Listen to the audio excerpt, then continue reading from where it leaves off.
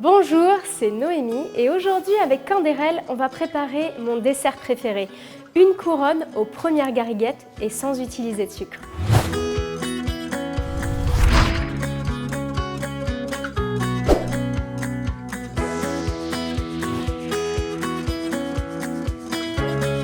Pour la pâte sablée, je vais avoir besoin de beurre, un petit peu de sel, le Canderel spécial pâtisserie, un citron, une gousse de vanille et un petit peu de farine. Pour commencer, on vient mélanger le beurre avec le Canderel spécial pâtisserie. Grâce à sa texture, on va avoir une pâte bien homogène et éviter les grumeaux dans le beurre. Je viens parfumer la pâte avec un petit zeste de citron. J'ajoute une gousse de vanille, une petite pointe de sel, ma farine et j'ajoute les deux jaunes. Et on vient mélanger. Une fois ma pâte homogène, je vais la diviser, puis l'étaler. On vient ajouter un petit peu de farine et on vient étaler dans un sens, puis dans l'autre. Si on a un cercle, on vient le détailler directement comme ça. Je viens ajourer le centre de la pâte à l'aide d'un emporte-pièce ou bien d'un verre retourné. Pour éviter de déformer ma couronne, je viens directement le retourner sur une plaque. Je répète la même étape avec la deuxième pâte.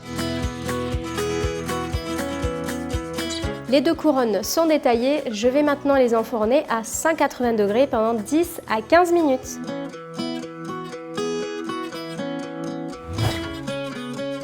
Une préparation qui me tient à cœur, c'est la crème montée.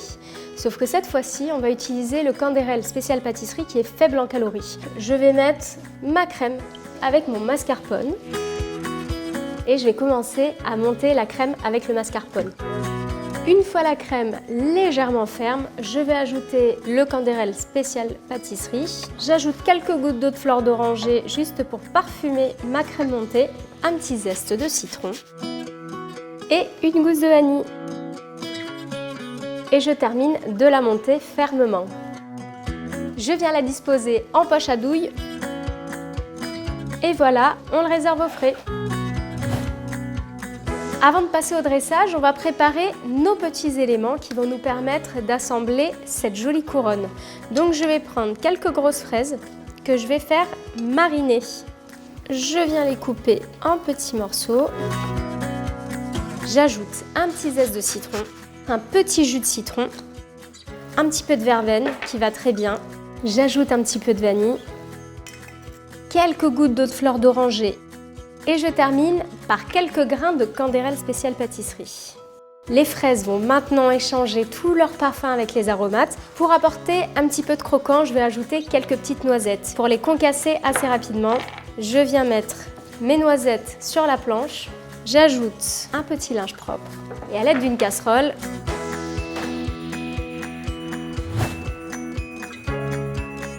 on passe maintenant au dressage. Pour éviter que ça bouge, je viens mettre un petit point de crème montée. Le sablé est plutôt friable, alors aidez-vous d'une petite assiette ou d'un petit support pour le bouger délicatement. Je vais venir pocher ma crème montée tout autour. Donc je vais faire des petits points sur les extérieurs, à l'intérieur et je vais parsemer deux petites noisettes à l'intérieur pour garder la petite surprise. Je viens ajouter délicatement ma petite marinade de fraises.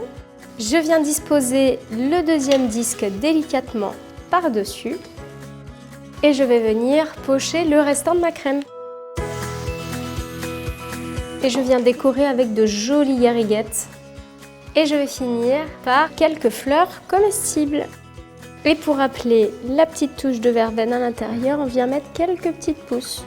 Je viens de réaliser cette couronne bien gourmande aux fraises et sans utiliser de sucre. Vous voulez la recette? Vous pourrez la retrouver sur le site de Canderel. Reproduisez-la et n'oubliez pas de la poster sur vos réseaux sociaux avec un petit hashtag « Je pâtisse avec Canderel ». Allez, à vous de pâtisser!